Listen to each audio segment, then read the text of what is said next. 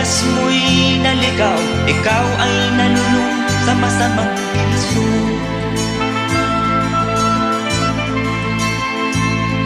At ang una mong nilapitan, ang iyong inang lumuluha. At ang tanong, anak, ba't ka nagkaganyan? At ang iyong mga matay biglang lumuha nang di mo napapansin.